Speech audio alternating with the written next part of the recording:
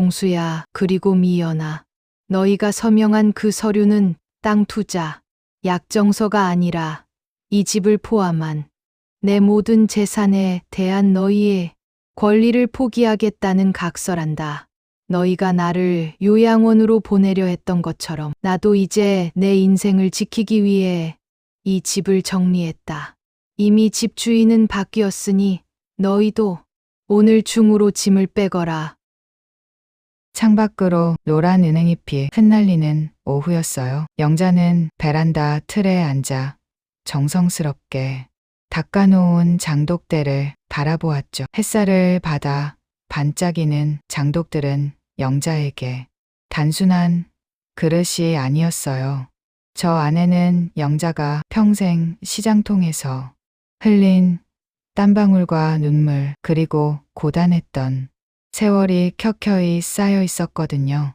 영자는 1982년부터 남대문 시장의 좁은 골목에서 반찬가게 점원으로 일을 시작했어요. 남편을 일찍 여의고 가 돌이 지난 아들 종수를 등에 업은 채였죠. 매일 새벽 4시면 어김없이 눈을 떴어요. 시린 겨울바람이 옷깃을 파고들어도 퉁퉁 부은 다리가 비명을 질러도 영자는 멈출 수 없었답니다. 오로지 종수 하나만은 번듯하게 키우겠다는 일념 하나로 버텨온 시간이었죠. 엄마, 나 배고파. 어린 종수가 시장 구석에서 잠을 자다 깨어 칭얼거릴 때마다 영자는 가슴이 미어지는 것 같았어요. 하지만 영자는 눈물을 훔치며 다시 칼을 잡았답니다. 멸치를 볶고 콩나물을 무치고 김치를 치대며 영자의 손마디는 굵어졌고 손등은 거칠어졌어요. 그렇게 30년 넘게 시장통에서 뼈가 굵은 끝에 영자는 지금 이 아파트를 장만할 수 있었죠. 방 3개짜리 이 집은 영자에게 세상 그 무엇보다 소중한 성체와도 같았어요.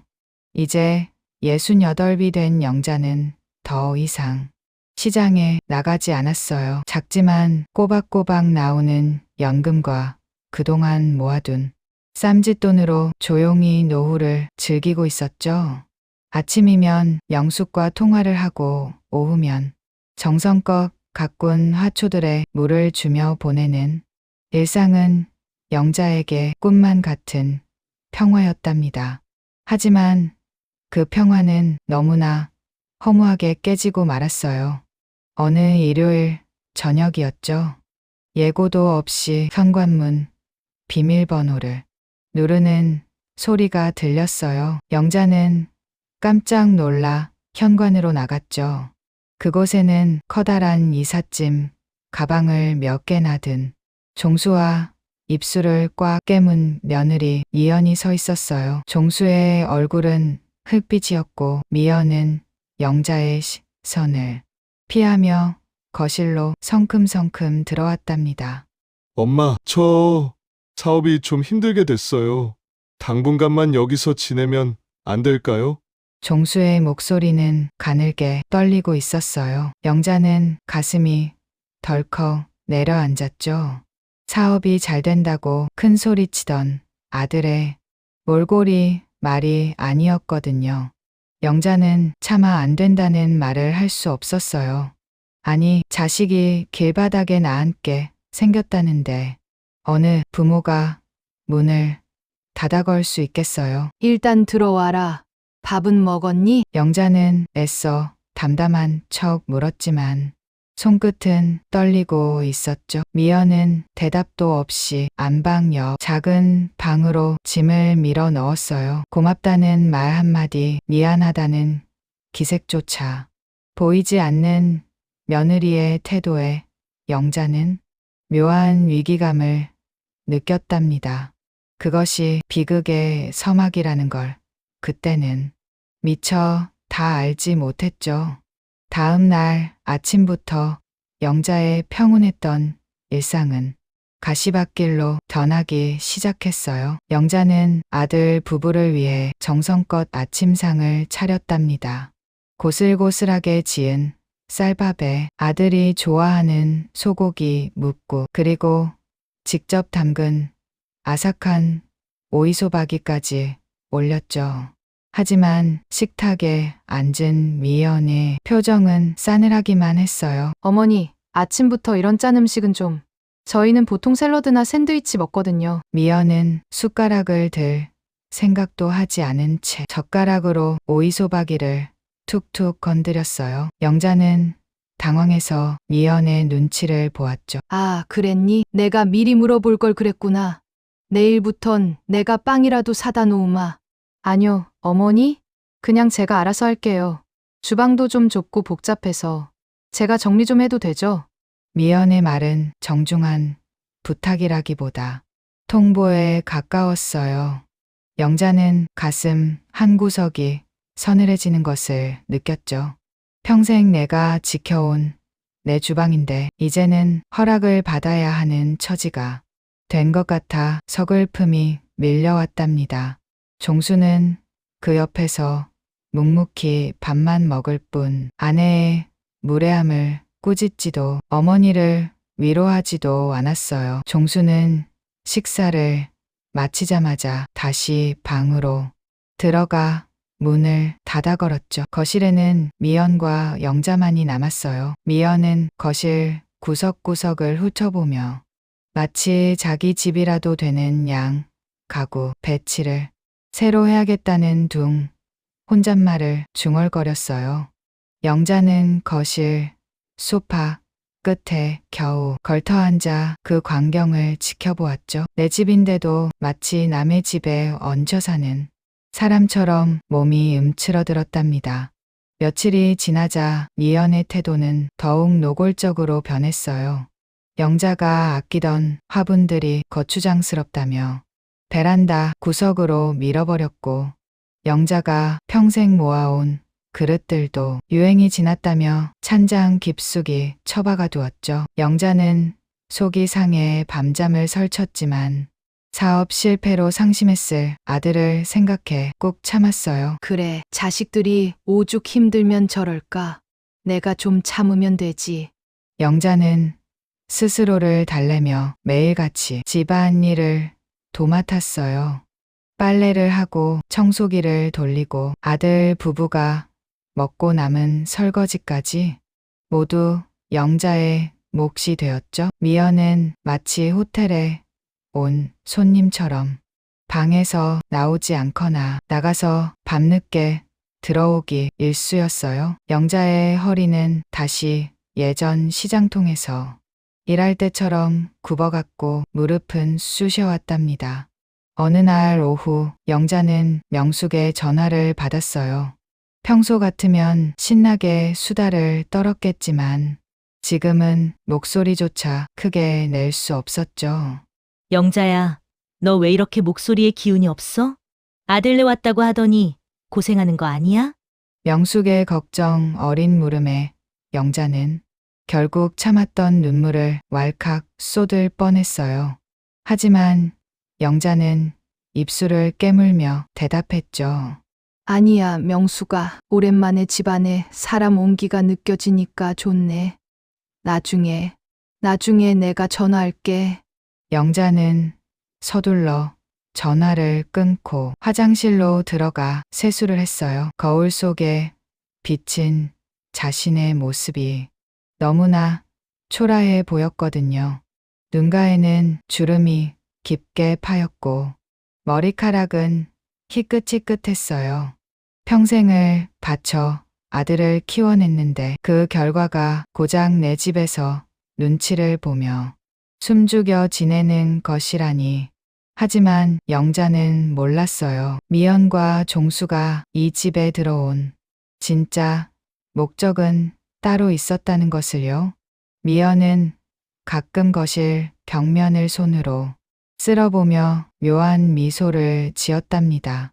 마치 이 집이 곧 자신의 것이 될 거라는 확신에 찬 표정이었죠. 영자는 주방 한 구석에서 그 뒷모습을 보며 가슴이 서늘해지는 소름을 느꼈어요. 문제의 씨앗은 이미 영자의 집 안 깊숙이 뿌리를 내리고 있었죠. 평생을 성실하게 살아온 영자에게 다가오는 거대한 폭풍의 전조였답니다.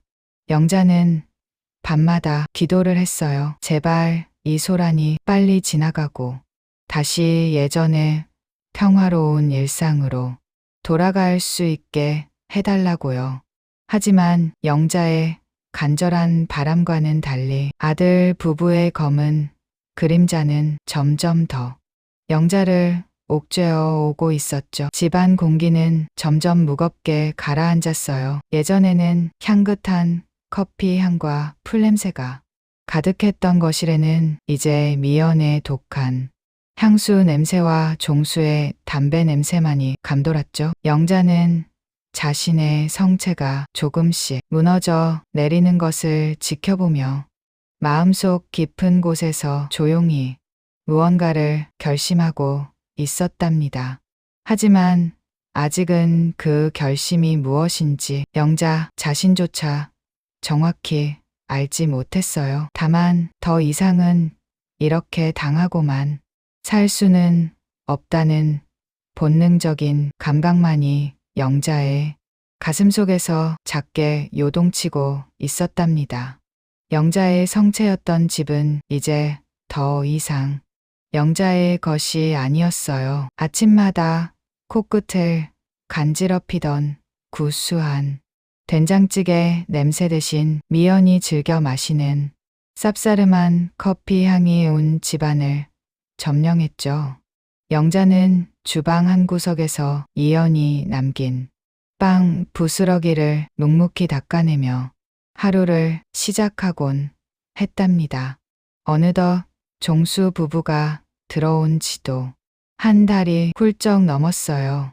처음에 미안한 기색은 온데간데 없고 미연은 이제 노골적으로 영자를 불편한 식객 취급하기 시작했죠. 영자가 아끼던 장식장 위에는 미연의 화려한 화장품들이 어지럽게 놓였고 영자가 평생 모은 앨범들은 베란다 창고로 밀려났어요. 영자는 가슴이 미어지는 것 같았지만 사업 실패로 풀이 죽은 종수를 보며 입술을 꾹 깨물었죠. 어머니, 집안 꼴이 이게 뭐예요? 화초들 때문에 먼지가 너무 날려서 제가 숨을 못 쉬겠어요. 미연은 영자가 정성껏 가꾼 화분들을 보며 코를 찡긋거렸어요. 영자는 당황해서 분무기를 내려놓았죠. 아, 미연아, 내가 매일 닦고 있어서 먼지는 안 날 텐데 그래도 내가 불편하다면 조심하마. 영자의 조심스러운 대답에도 미연은 들은 채도 하지 않고 자기 방으로 쏙 들어가 버렸어요. 영자는 거실 한복판에서 덩그러니 서 있다가 자신의 손을 내려다보았죠. 시장통에서 거친 일을 하며 굳은 살이 박인 이 손이 이제는 자식들 눈치를 보며 갈 곳을 잃고 헤매고 있었답니다. 그러던 어느 날 저녁이었어요. 종수가 평소보다 일찍 들어와 영자의 눈치를 살피기 시작했죠. 종수는 영자가 과일을 깎아 내놓자 한참을 머뭇거리다가 무겁게 입을 뗐어요. 엄마, 저 드릴 말씀이 좀 있어요. 이번에 정말 괜찮은 사업, 아이템이 하나 있거든요.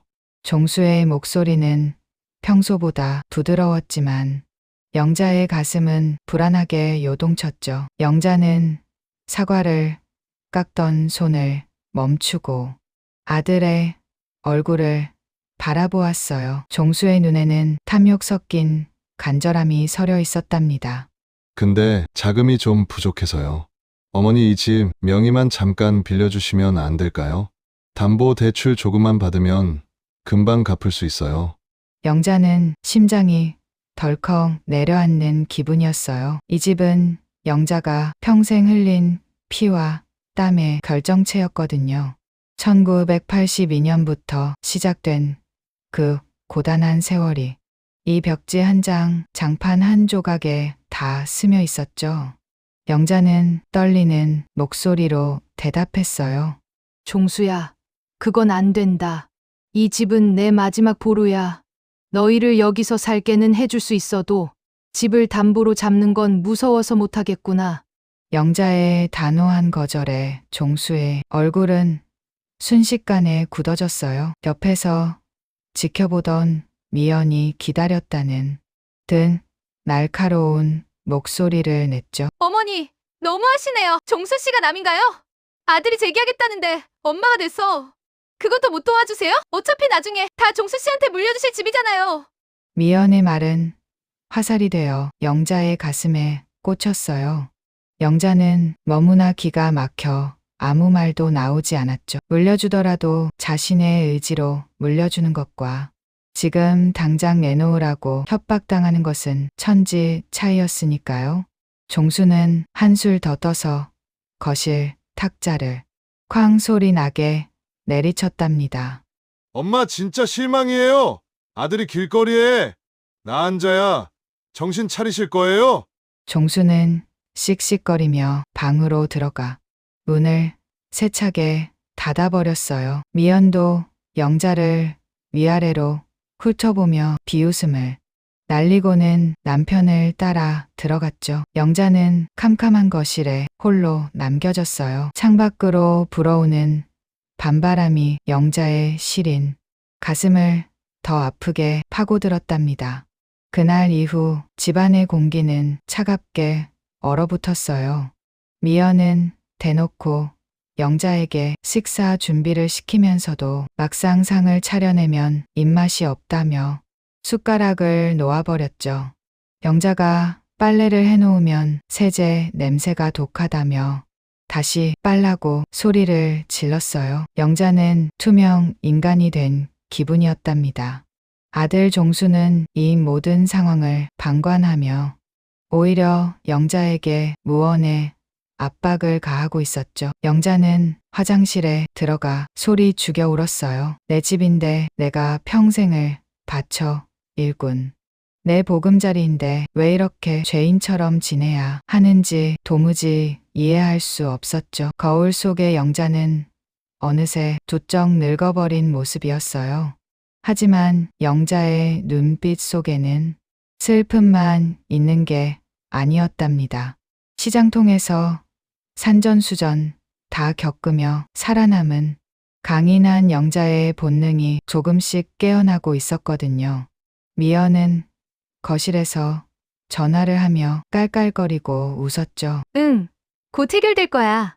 놓친 내가 고집을 부리긴 하는데 얼마 안 남았어. 이 집만 처분하면 우리 인생도 피는 거지. 미연의 그 비릿한 웃음소리가 영자의 귀청을 때렸어요. 영자는 주방 문틈으로 미연의 뒷모습을 보며 주먹을 꽉 쥐었죠. 자식이라는 이름으로 며느리라는 이름으로 행해지는 이 잔인한 폭력을 영자는 더 이상 외면할 수 없었답니다. 문제의 씨앗은 이제 거대한 괴물이 되어 영자를 삼키려 하고 있었고 영자는 그 괴물과 맞설 준비를 해야만 했죠. 영자는 밤늦게 명숙에게 문자를 보냈어요. 명수가 내일 좀 만날 수 있니? 답장은 금방 왔답니다. 영자는 핸드폰 화면에 불빛을 보며 깊은 한숨을 내쉬었죠. 이제 영자는 자신을 지키기 위한 첫걸음을 떼기로 결심했어요. 비극의 서막은 끝났고 이제 영자의 진짜 이야기가 시작되려 하고 있었답니다. 창밖에는 이른 아침부터 꾸물꾸물하던 하늘이 결국 참지 못하고 굵은 빗줄기를 쏟아내기 시작했어요. 영자는 베란다 창문에 맺힌 빗방울을 멍하니 바라보았죠. 한 방울씩 흘러내리는 빗물이 꼭 자신의 눈물처럼 느껴져 가슴 한구석이 아릿했답니다. 집안은 적막강산이었어요. 아들 종수와 며느리 미연은 늦잠을 자는지 방 안에서 기척도 없었죠. 영자는 조심스럽게 외출 준비를 했어요. 현관문을 여는 소리가 들릴까 봐 숨을 죽이고 최대한 소리 나지 않게 구두를 신었답니다. 내 집인데도 도둑처럼 몰래 나가야 하는 처지가 너무나 서러웠지만 영자에게는 오늘 꼭 해야 할 일이 있었어요. 바로 동네 친구이자 세상 물정의 밝은 명숙을 만나는 일이었죠. 빗속을 뚫고 도착한 찻집 안에는 명숙이 벌써 자리를 잡고 앉아 있었어요. 명숙은 영자의 젖은 어깨를 보더니 깜짝 놀라 손수건을 건넸답니다. 어머, 영자야, 왜 이렇게 홀딱 젖어서 왔니? 애들이 우산도 안 챙겨주든? 명숙의 다정한 물음에 영자는 참았던 울음이 터질 것만 같았어요. 하지만 영자는 찻잔을 든 손에 힘을 주며 고개를 저었죠. 아니야. 내가 급하게 나오느라고 그랬어. 명수가 정말 어떻게 해야 할지 모르겠구나. 영자는 그동안 집에서 겪었던 일들을 하나둘씩 털어놓았어요. 아들 부부가 들어온 날부터 시작된 눈칫밥, 주방을 점령한 미연의 아나무인 격태도, 그리고 집을 담보로 대출을 받으라고 윽박지르던 종수의 모습까지요. 이야기를 듣던 명숙의 얼굴은 점점 험악하게 변했답니다. 영자야, 너 정말 정신 똑똑히 차려야 해. 요즘 효도 사기가 얼마나 무서운지 아니? 자식이라고 다 믿으면 안 된다니까. 그 짐 절대로 넘겨주면 안 돼. 그건 내 목숨줄이나 다름없잖아. 명숙의 단호한 말에 영자는 고개를 떨구었어요. 1982년부터 그 모진 고생을 하며 지켜온 집이었죠. 아들을 위해서라면 뭐든 다 해주고 싶었지만 명숙의 말대로 이 집마저 잃으면 영자는 정말 갈 곳 없는 노인이 될 게 뻔했답니다. 명숙은 영자의 손을 꼭 잡으며 조언을 아끼지 않았어요. 너 시장 통해서 반찬 가게 할 때 얼마나 똑순이었니? 그때 그 정신으로 돌아가야 해. 애들이 무슨 짓을 할지 모르니까. 너도 내 살길을 찾아야지. 영자는 명숙과 한참을 더 대화하며 마음을 다잡았어요. 친구의 조언은 영자의 마음속에 작은 불씨를 지폈답니다. 슬퍼만 하기에는 영자가 살아온 세월이 너무나 치열했거든요. 영자는 명숙과 헤어져 다시 집으로 향했어요. 현관문에 들어서자마자 느껴지는 싸늘한 공기에 영자는 본능적으로 몸을 움츠렸답니다. 집안에는 여전히 무거운 침묵이 감돌고 있었어요. 미연은 거실 소파에 누워 핸드폰만 들여다보고 있었고 영자가 들어와도 아는 척조차 하지 않았죠. 영자는 말없이 주방으로 들어가 저녁을 준비하기 시작했어요. 빗소리만이 주방의 정적을 깨고 있었답니다. 그날 밤이었어요. 영자는 낮에 명숙을 만나고 온 뒤라 그런지 마음이 복잡해 잠을 이룰 수 없었죠. 뒤척이다가 목이 말라 물을 마셔 거실로 나왔답니다. 그런데 아들 부부의 방에서 나직한 목소리가 흘러나오고 있었어요. 영자는 무심코 그 목소리에 귀를 기울였답니다. 언제까지 저 노친의 비위를 맞춰야 하는 거야? 진명이도 안 넘겨주고 저렇게 버티는데. 날카로운 미연의 목소리였어요. 영자는 심장이 멎는 것 같았죠. 미연의 목소리에는 그동안 앞에서는 보이지 않았던 증오와 짜증이 가득 담겨 있었답니다. 영자는 문고리를 잡으려던 손을 멈추고 숨을 죽였어요. 이어지는 종수의 목소리는 영자를 더 큰 충격에 빠뜨렸죠. 나도 미치겠어. 엄마가 저렇게 고집을 부릴 줄은 몰랐거든. 그래도 조금만 더 참아봐. 어떻게든 설득해서 아파트 팔고 우리 사업 자금부터 마련해야지. 참긴 뭘 더 참아. 차라리 요양원 같은데 알아봐. 시설 좋은 데로 보내준다고 달래며 솔깃해하지 않겠어? 집은 우리가 관리한다고 하고 팔아치우면 그만이지. 미연의 잔인한 제안에 종수는 한참을 망설이는 듯하더니 이내 힘없이 대답했어요. 하긴, 그래야겠지. 내일 당장 근처에 있는 요양원 몇 군데 좀 알아볼게. 엄마도 혼자 계시는 것보다 친구들 많은 데가 나을 수도 있으니까. 영자는 무릎이 꺾여 바닥에 주저앉을 뻔했어요. 요양원이라니요. 멀쩡한 어머니를 고려장이라도 하겠다는 아들의 말에 영자의 머릿속은 하얗게 변해버렸답니다. 1982년 아들을 등에 업고 시장 바닥에서 눈물을 훔치며 김치를 치대던 그 세월이 주마등처럼 스쳐 지나갔어요. 내가 너를 어떻게 키웠는데, 내가 너를 위해서 어떻게 살아왔는데. 영자의 눈에 뜨거운 눈물이 고였어요. 하지만 영자는 소리내어 울지 않았답니다.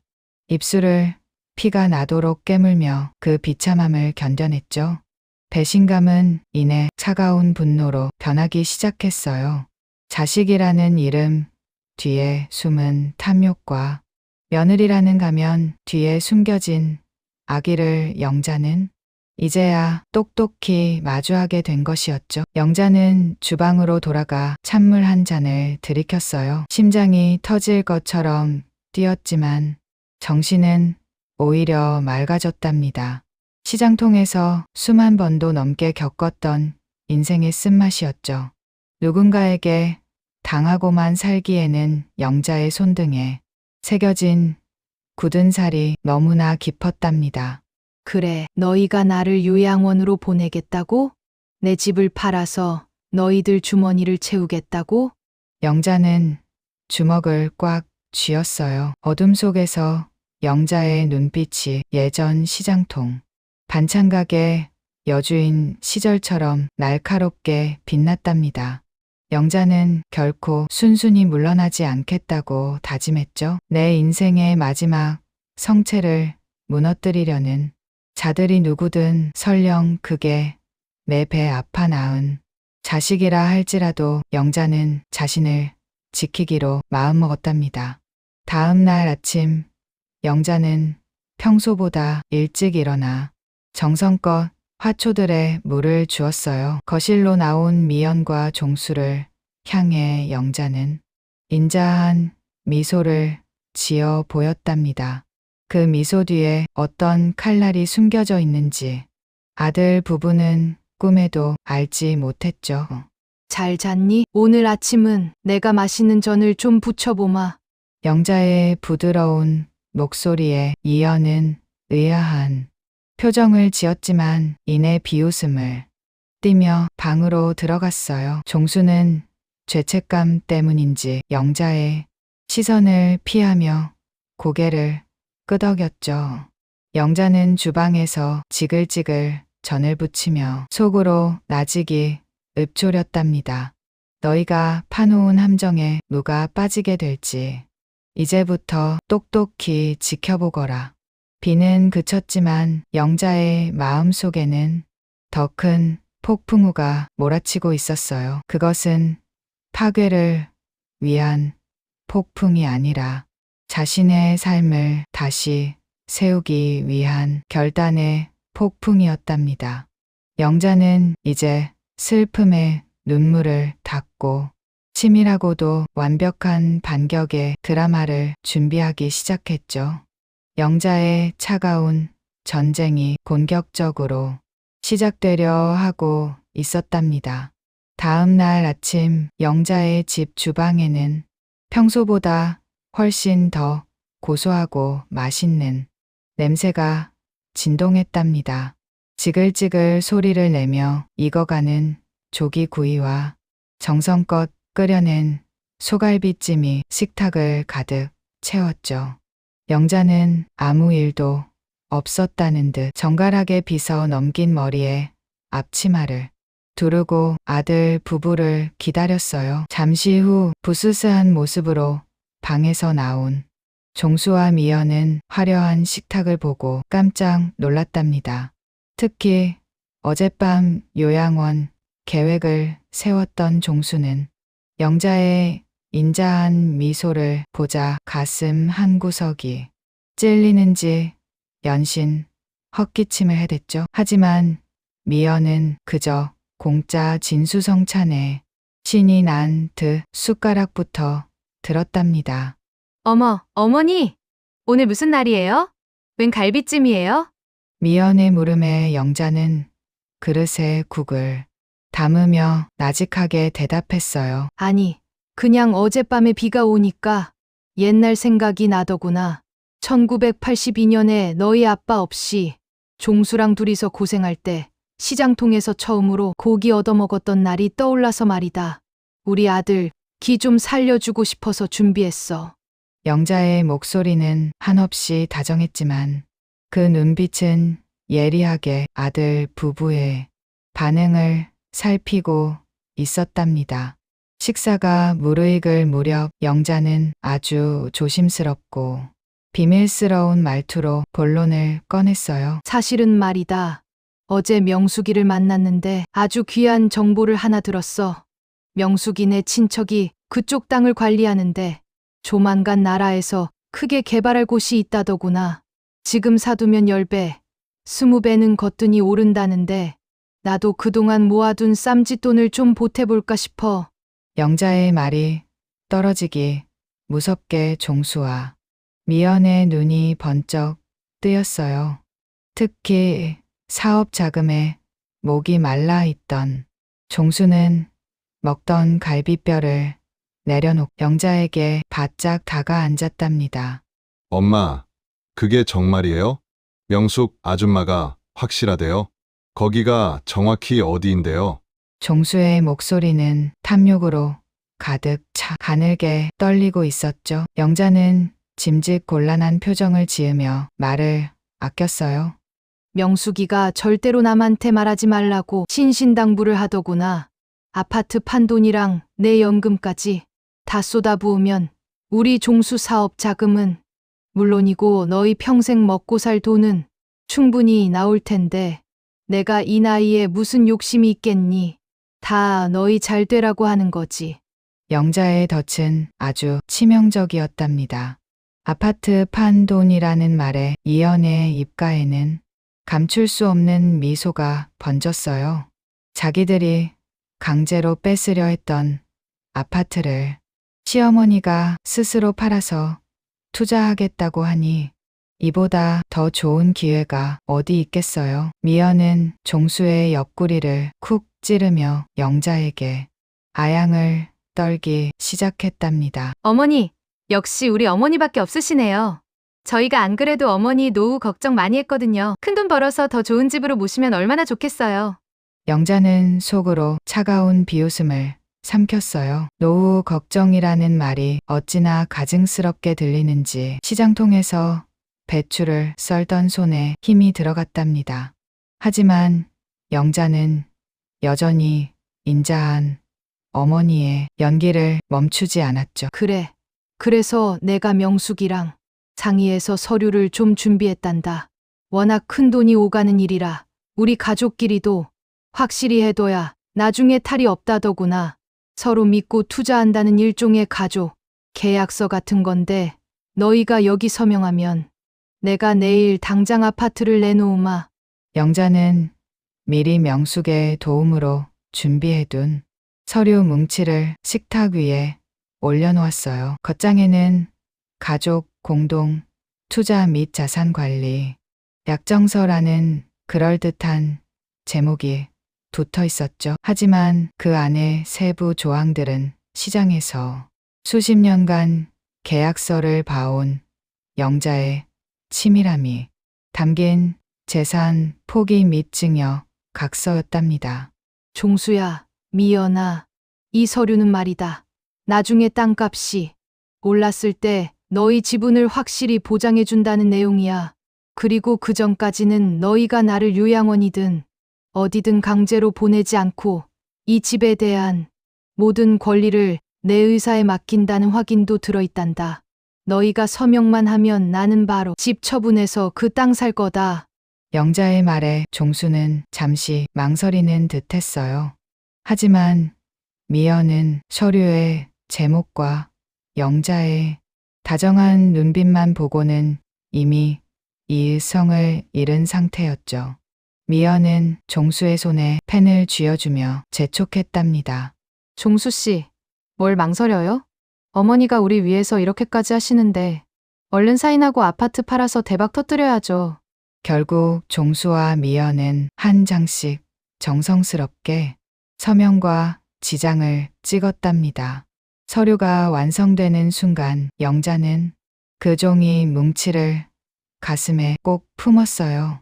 그것은 아들 부부에게는 황금빛 미래를 약속하는 티켓처럼 보였겠지만 영자에게는 자신을 지켜줄 가장 단단한 방패였죠. 고맙다, 얘들아.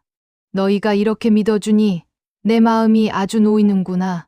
이제 이 서류는 내가 안전하게 보관하마. 영자는 안방으로 들어가 서류를 장롱 깊숙이 숨겼어요. 그리고 거울 속에 비친 자신의 얼굴을 가만히 들여다보았답니다. 1982년부터 홀로 자식을 키우며 수많은 배신과 역경을 견뎌왔던 그 눈빛이 다시 살아나고 있었어요. 영자는 더 이상 힘없는 노인이 아니었답니다.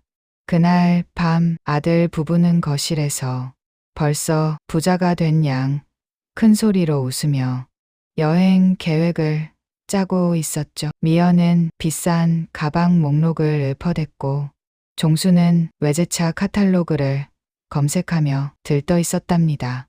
영자는 주방 문틈으로 그 광경을 지켜보며 조용히 핸드폰을 들었어요. 명수가, 나다. 애들이 서명 다 했다.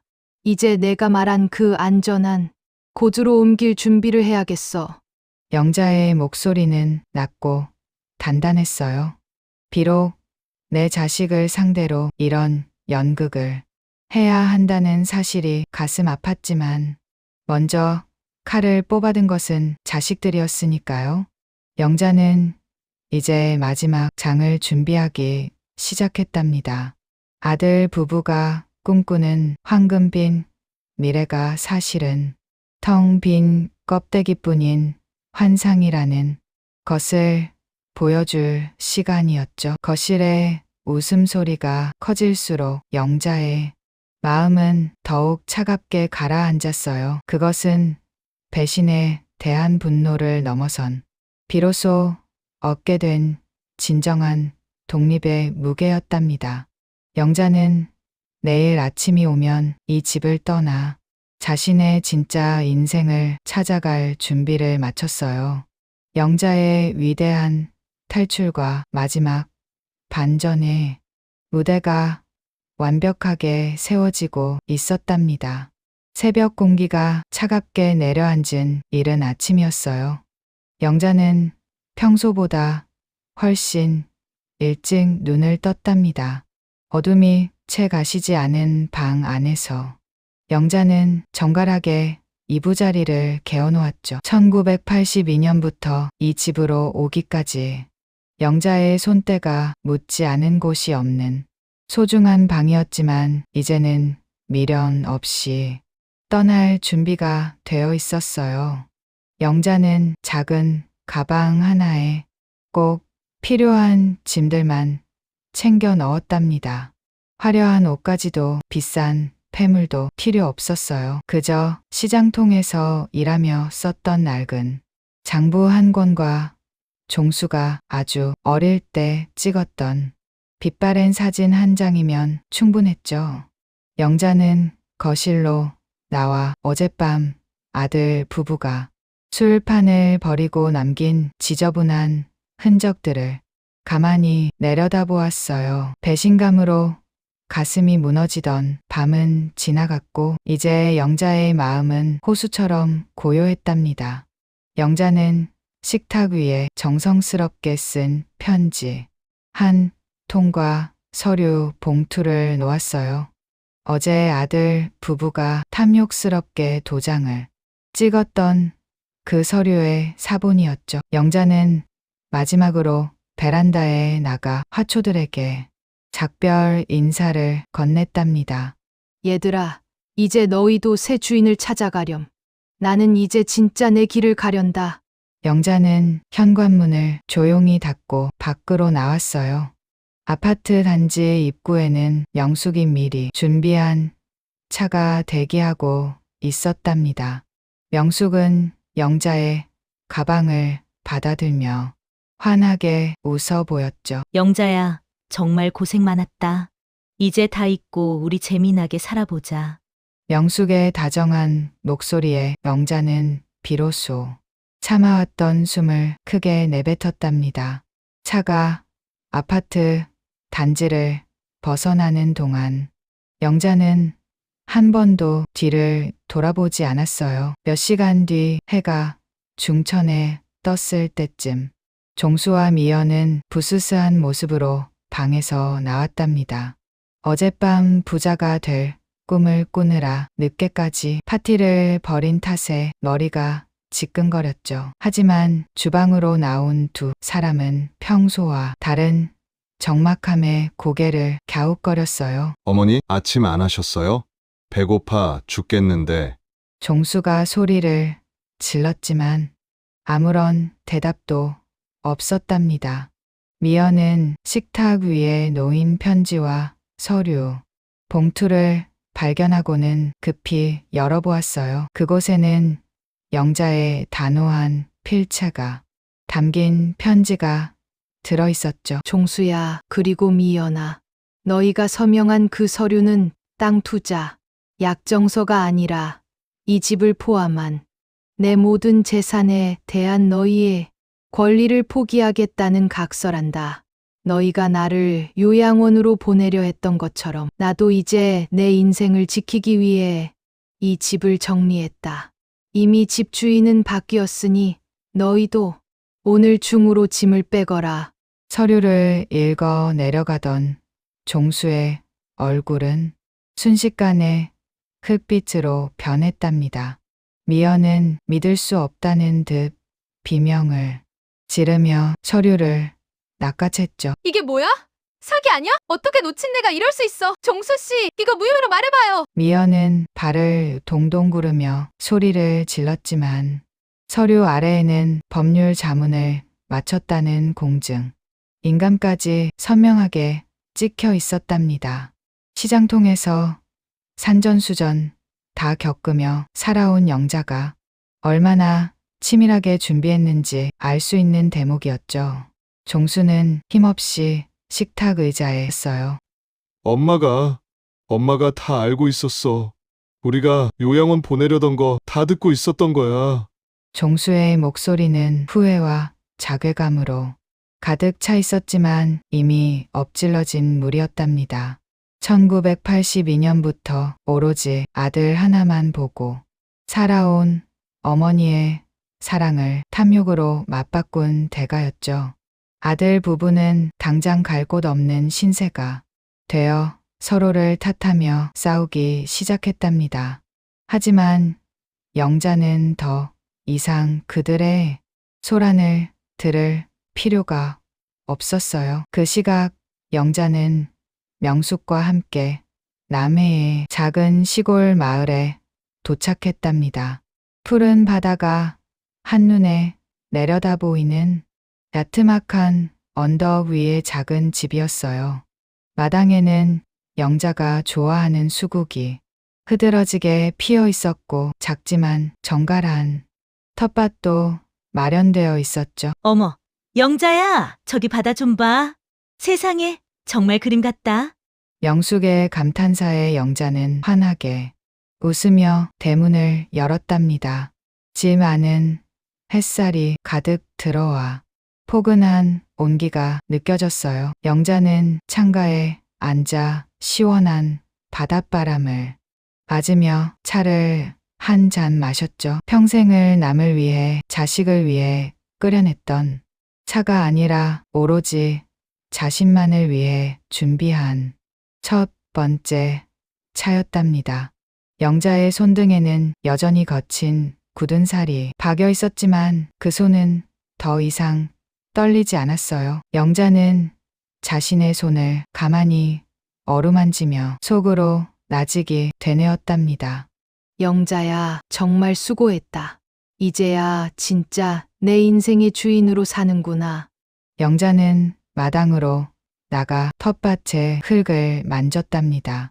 촉촉한 흙의 감촉이 영자의 마음을 편안하게 감싸주었어요. 이곳에서 영자는 이제 남의 눈치를 보지 않고 자신이 먹고 싶은 음식을 하고 자신이 듣고 싶은 노래를 들으며 살아갈 것이었죠. 영자의 얼굴에는 68 인생 중 가장 찬란하고 평온한 미소가 번지고 있었답니다.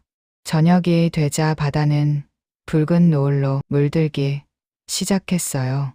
영자는 영숙과 함께 나란히 앉아 그 장엄한 광경을 지켜보았죠. 슬픔도 분노도 미련도 저무는 해와 함께 바닷속으로 깊이 가라앉았답니다. 영자의 새로운 인생은 이제 막 시작되고 있었어요. 비록 화려하진 않아도 누구의 방해도 받지 않는 온전하고도 자유로운 영자의 시간이었답니다.